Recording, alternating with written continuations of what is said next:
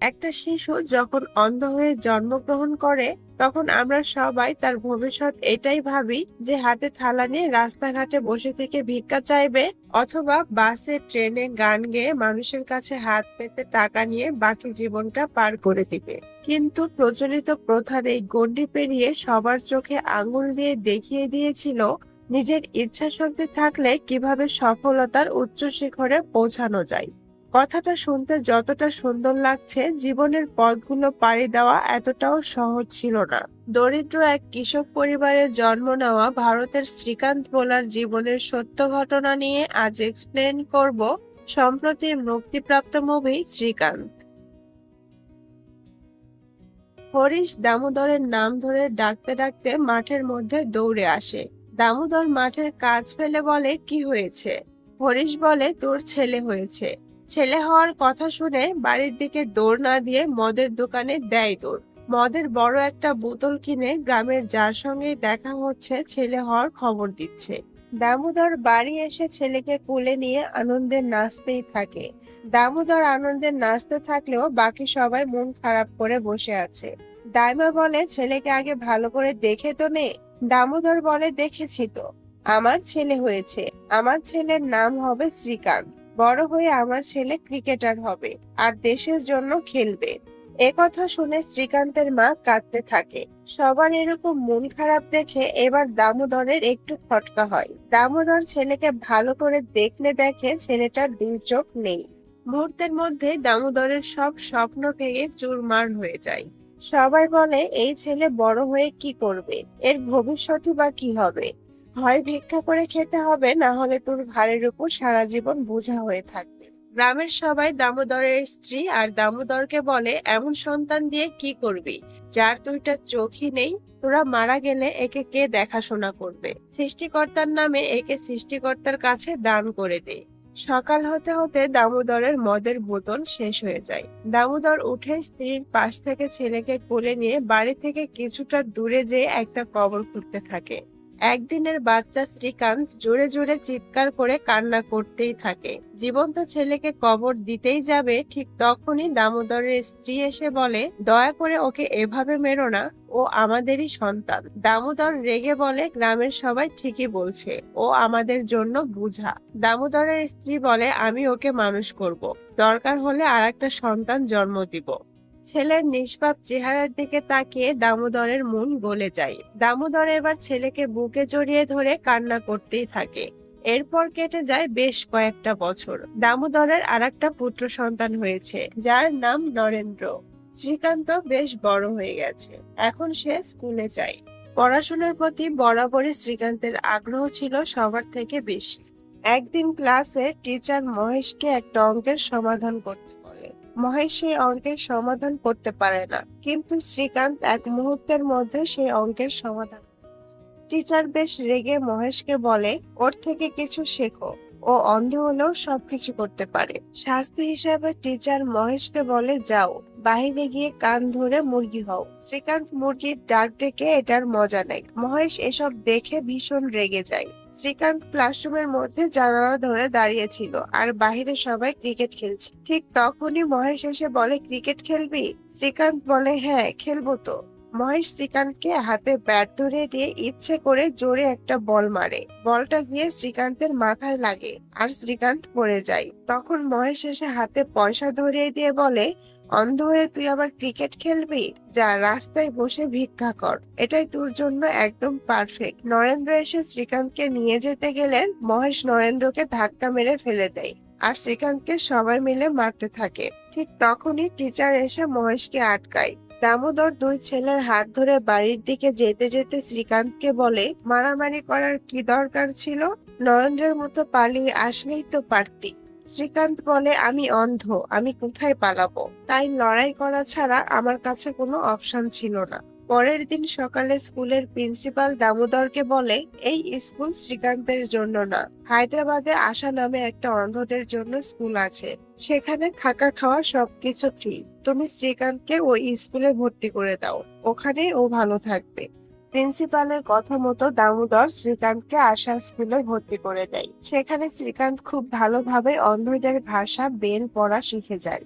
এই স্কুলে দেবিকা নামে একটা টিচার আছে, যার মতো টিচার দ্বিতীয়টা আর হয় না। দেবিকা সব বাচ্চাদের জীবনে চলার পথে প্রতিকূল পরিবেশে নিজেকে কিভাবে সামলাতে হবে সেটা খুব যত্ন সহকারে শিক্ষা দেয়। একদিন স্কুলের সব বাচ্চারা একজন আরেকজনের কাঁধে হাত রেখে হেঁটে যাচ্ছিল, কিন্তু শ্রীকান্ত একা একাই হেঁটে আসছিল। হুট করেই দেবিকা সামনে একটা টুল রেখে দেয়। শ্রীকান্ত টুলের সঙ্গে ধাক্কা খেয়ে রেগে বলে, এখানে টুল কে রেখেছে? দেবিকা টুলের উপর শ্রীকান্তকে বসিয়ে বলে, আমি রেখেছি।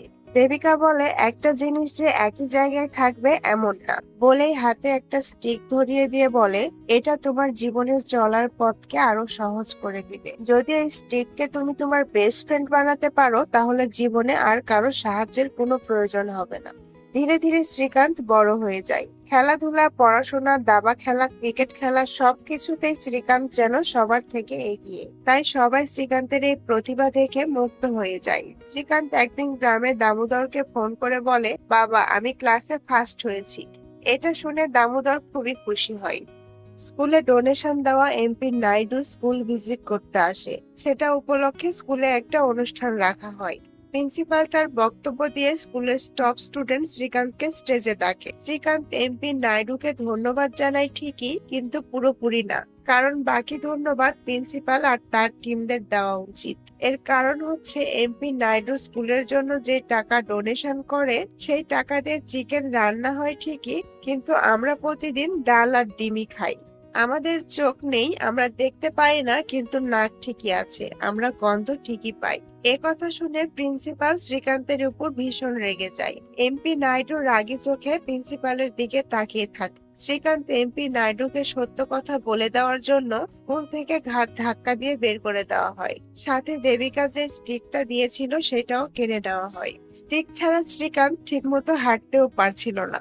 শ্রীকান্ত দেবিকা টিচারকে কল করে সব ঘটনা বলে। হঠাৎই কয়েকটা কুকুর ঘেউ ঘেউ করতে লাগলে শ্রীকান্ত নিজেকে বাঁচাতে রাস্তার মধ্যে চলে যায়। হঠাৎই একটা গাড়ির সঙ্গে ধাক্কা খেলে ড্রাইভার বলে, অন্ধ নাকি, দেখে চলতে পারো না? তারপর খেয়াল করলে দেখে সে সত্যিই অন্ধ।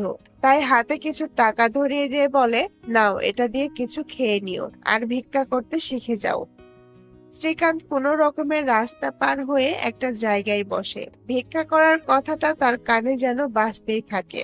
ঠিক তখনই দেবিকা টিচার আসলে শ্রীকান্ত দেবিকা টিচারকে কাঁদতে কাঁদতে বলে, টিচার, আমি ভিক্ষা করতে চাই না। এই কথাটা সে বারবার বলতেই থাকে। দেবিকা শ্রীকান্তের এই অসহায় অবস্থা দেখে তাকে বাসায় নিয়ে যায়। বাসায় গিয়ে দামোদরকে কল করে বলে, শ্রীকান্তকে স্কুল থেকে বের করে দিয়েছে। এটা শুনে দামোদর বেশ চিন্তায় পড়ে যায়। দেবিকা বলে, চিন্তা করবেন না, এখন থেকে শ্রীকান্তের সব দায়িত্ব আমার। এরপর থেকে শ্রীকান্তের নতুন জীবন শুরু হয়। দেবিকা বইয়ের সব পৃষ্ঠার পড়াগুলো একটা টেপ রেকর্ডারে রেকর্ড করে রাখে, আর শ্রীকান্ত সেগুলো শুনে শুনে মুখস্থ করে। পরীক্ষার হলে শ্রীকান্ত মুখে বলে, আর একজন শ্রীকান্তের হয়ে খাতায় লিখে দেয়। শ্রীকান্ত 96% মার্ক নিয়ে বোর্ড এক্সাম পাশ করে। দেবিকা শ্রীকান্তকে কলেজে ভর্তি করার কাগজপত্র রেডি করতে করতে স্টুডেন্টদেরকে বলে, এখন থেকে তোমরা শ্রীকান্তের খেয়াল রেখো। ছেলেটা বলে, আমি তো আর্টসে ভর্তি হব। দেবিকা বলে, শ্রীকান্ত আর্টসে ভর্তি হবে। ছেলেটা বলে, 96% নাম্বার থাকলে আর্টসে কেন, সায়েন্সে তো ভর্তি হতে পারবে। দেবিকা বেশ মন খারাপ করে বলে, ভারতে অন্ধদের জন্য এই নিয়মটা নেই। শ্রীকান্ত বলে, কেন অন্ধদের জন্য এই নিয়মটা কেন? আমি যদি পড়ি তাহলে সায়েন্সেই পড়বো, বলেই উঠে চলে যায়। পরের দিন দেবিকা আর শ্রীকান্ত কোর্টে যায়। দেবিকা উকিলকে বলে, শ্রীকান্ত অন্ধ, কিন্তু 96% নাম্বার নিয়ে বোর্ড পরীক্ষায় পাশ করেছে, তাই ও সায়েন্স পড়তে চায়। উকিল বলে, তাহলে এখানে এসেছেন কেন, কলেজে যান। দেবিকা বলে, আসলে অন্ধদের জন্য সায়েন্স পড়ার নিয়ম নেই, তাই আমরা ভারতের এডুকেশন সিস্টেমের উপর কেস করতে চাই। এই কথা শুনে উকিল তো আকাশ থেকে পড়ে, কিন্তু কি আর করার, তাই উকিল কেস ফাইল করে। কয়েকদিন পরেই কোর্টের ডেট পড়ে। একজন অন্ধ হয়ে কি করে সায়েন্স পড়বে? শ্রীকান্তের পক্ষের উকিল বলে, শ্রীকান্ত 96% মার্ক নিয়ে পাশ করেছে। বিচারক শ্রীকান্তকে বলে, আপনি কেন সায়েন্স পড়তে চান? শ্রীকান্ত উল্টা বিচারককে প্রশ্ন করে, আপনি কেন বিচারক হয়েছেন? শ্রীকান্তের বিপক্ষের উকিল বলে, শুধুমাত্র একজনের জন্য তো আর এডুকেশন সিস্টেম বদলানো যাবে না।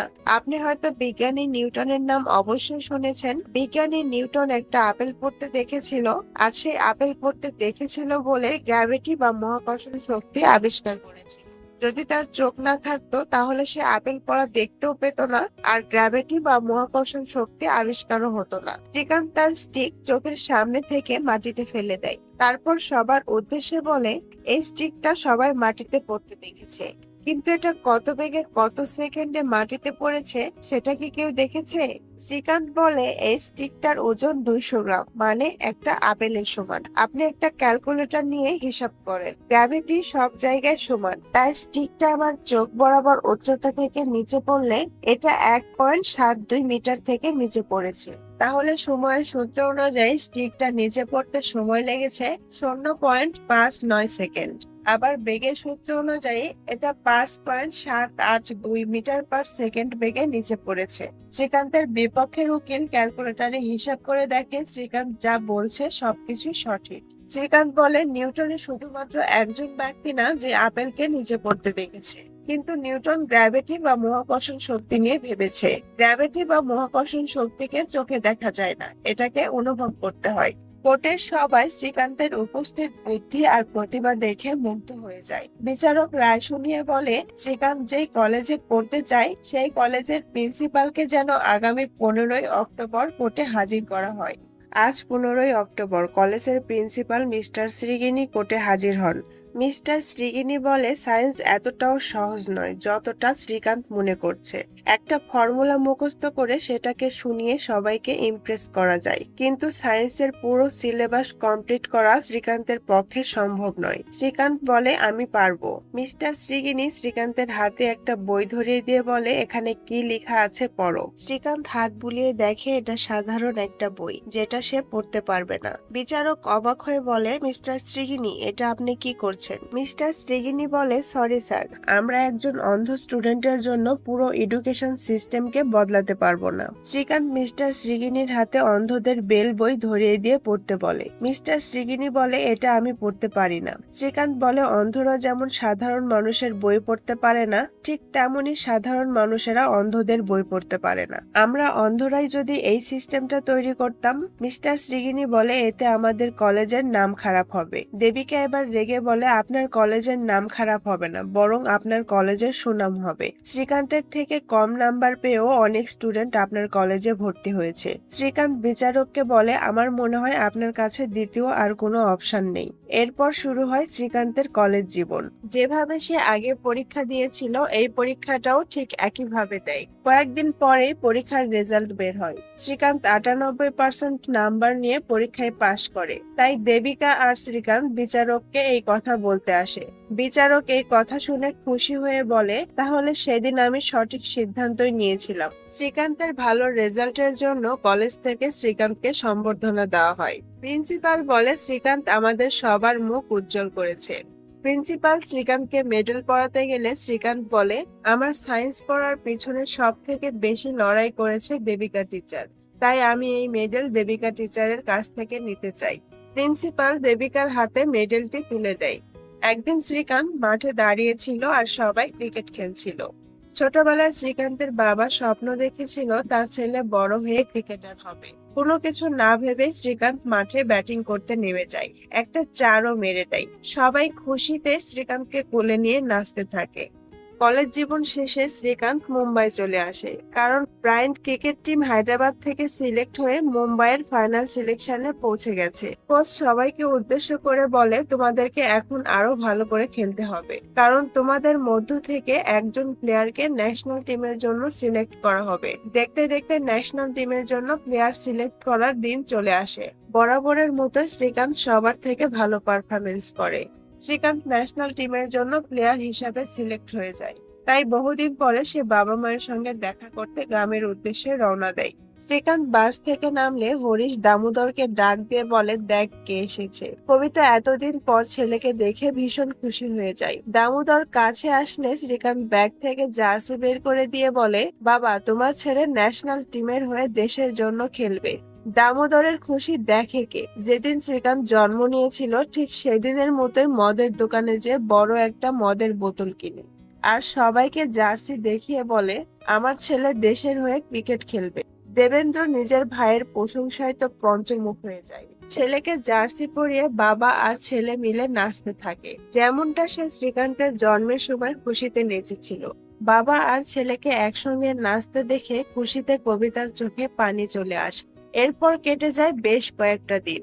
শ্রীকান্ত তখন মুম্বাইয়ে ন্যাশনাল টিমের জন্য প্র্যাকটিস করছিল। তখনই শ্রীকান্তের কাছে কল আসে। দেবিকা বলে, তোমার ক্রিকেট খেলা কেমন চলছে? শ্রীকান্ত বলে, বেশ ভালো। আমার আইআইটি ফর্ম পূরণ করেছেন? দেবিকা বলে, ওইটা বলার জন্য ফোন করেছিলাম। এখানেও একই সমস্যা, অন্ধদের জন্য এখানে কোনো সুযোগ নেই।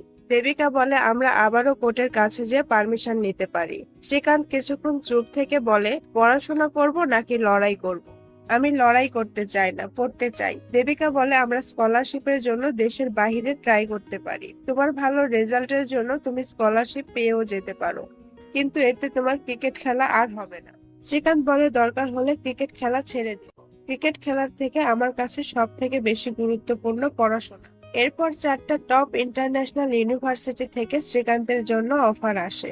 শ্রীকান্ত তার কোচকে বলে, আমি আর ক্রিকেট খেলতে পারবো না, আমি পড়াশোনা করার জন্য দেশের বাহিরে যাচ্ছি। শ্রীকান্ত কোচের হাতে জার্সি দিয়ে চলে আসে। ভিডিও কলে শ্রীকান্তের ইন্টারভিউ নেওয়া হয়। শ্রীকান্তকে জিজ্ঞেস করা হয়, তুমি স্বাভাবিক স্টুডেন্টের মধ্যে কিভাবে পড়াশোনা করবে? শ্রীকান্ত বলে, যেখানে সবাই বলে তুমি পারবে না, সেখানে আমি বলি আমি কেন পারবো না। সবাই শ্রীকান্তের ইন্টারভিউ দেখে ইমপ্রেস হয়েছে। এরপর দেবিকা শ্রীকান্তকে একটা ট্রাভেল এজেন্সির কাছে নিয়ে যায়। দেবিকা বলে, শ্রীকান্তকে ভারতের কোনো কলেজ যখন ভর্তি করতে রাজি হচ্ছে না, সেখানে ইউএস এর 4টা টপ ইউনিভার্সিটি থেকে শ্রীকান্তের জন্য অফার লেটার এসেছে। ম্যানেজার বলে, যেখানে সবাই লাখ লাখ টাকা খরচ করে সেখানে শ্রীকান্তের কোনো টাকাই খরচ হবে না। শ্রীকান্তের টিকিটের সমস্ত খরচ আমরা বহন।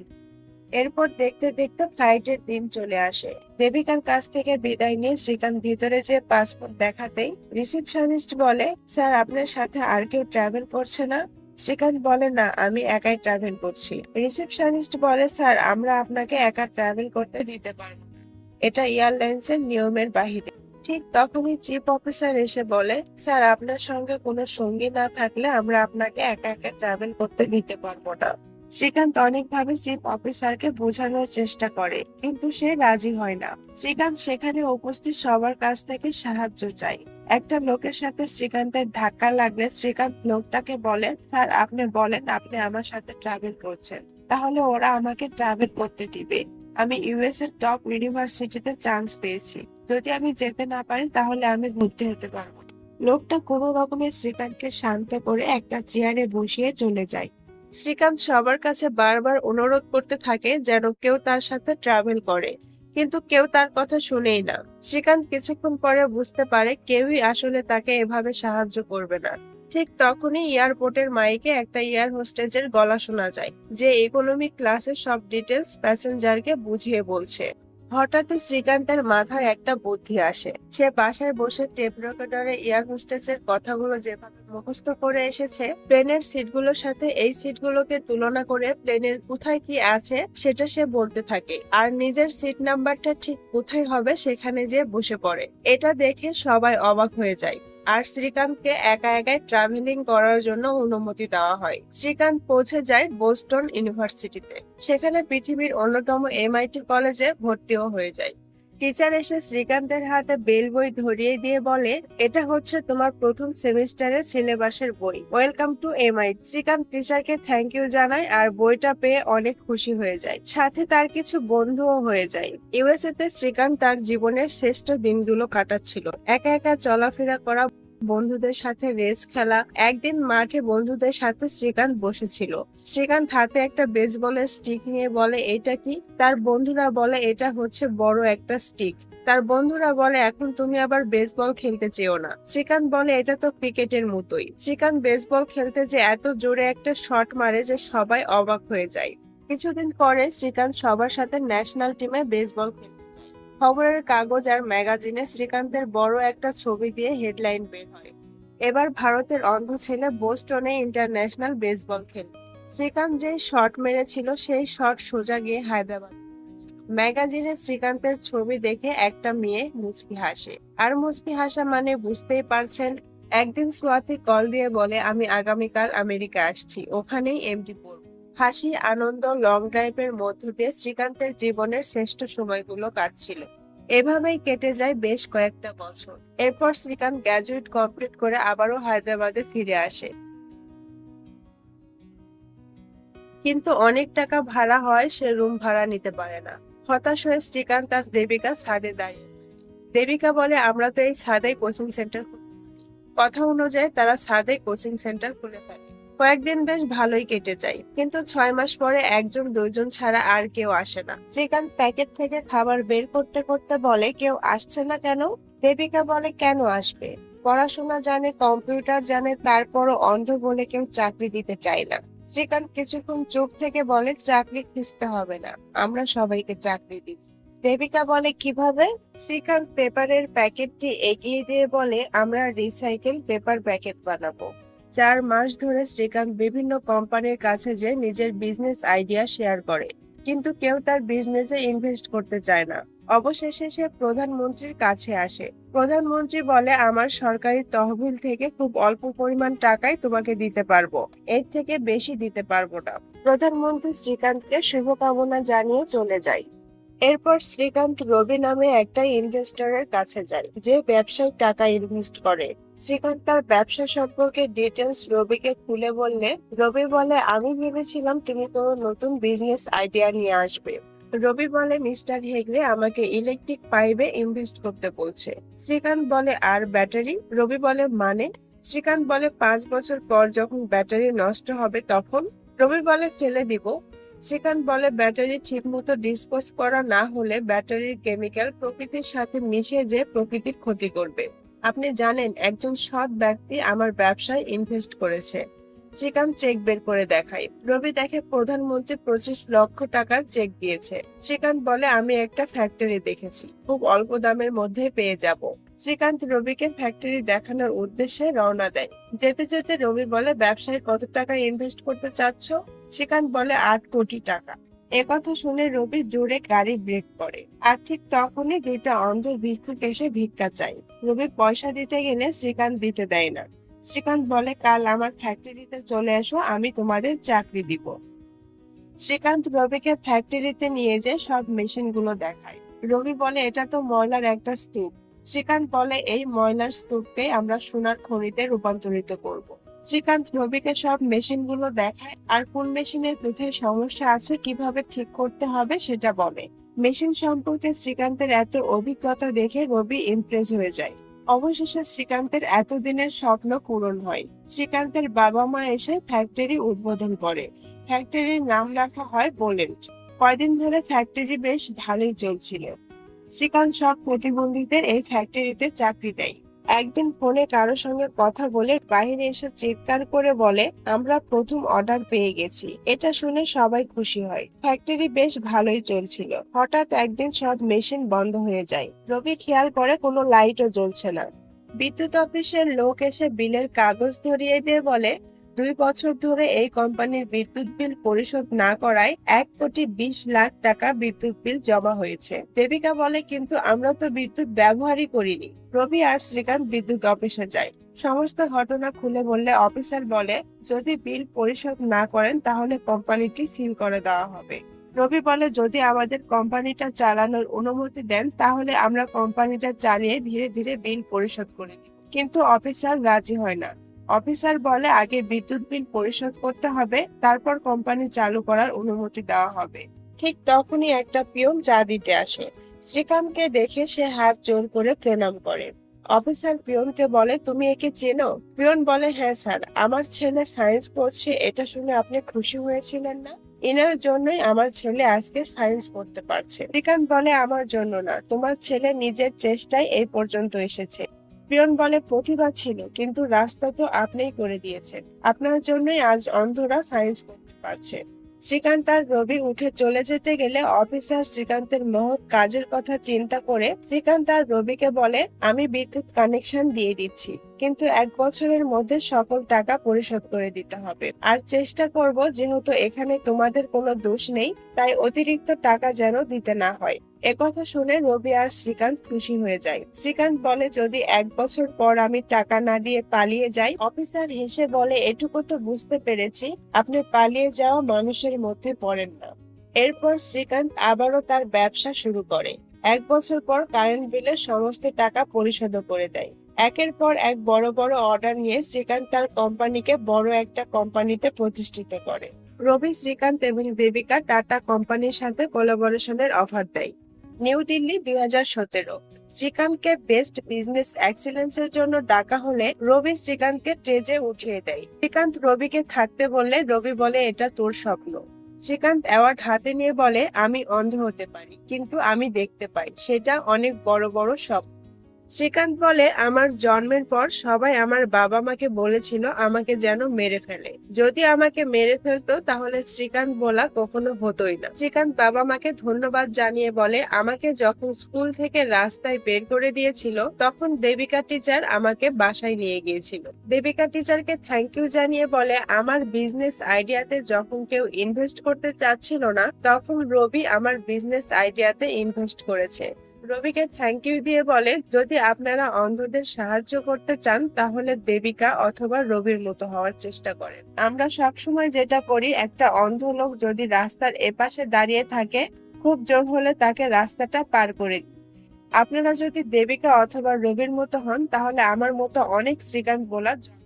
শ্রীকান্ত বলে আমি এই অ্যাওয়ার্ডটি নিতে পারবো না। যেদিন আপনারা আমাকে স্বাভাবিক মনে করে অ্যাওয়ার্ড দিবেন সেদিন আমি আবারও অ্যাওয়ার্ড নিতে আসব। সবাই শ্রীকান্তের বক্তব্য শুনে হাততালি দেয়। বাম পাশের লোকটি হচ্ছে বাস্তবের শ্রীকান্ত বোলা আর তার পাশের লোকটি হচ্ছে রবি, যে শ্রীকান্তের ব্যবসায় ইনভেস্ট করেছিল। আসলে জীবনে কঠোর পরিশ্রম করলে কোনো কিছুই অসম্ভব নয়। আপনি যদি নিজের জীবনে সফল হতে পারেন তাহলে পুরো দুনিয়ার মানুষ আপনাকে সম্মান করবে। ওই যে কথাই আছে না, অধ্যবসায়ই সাফল্যের চাবিকাঠি।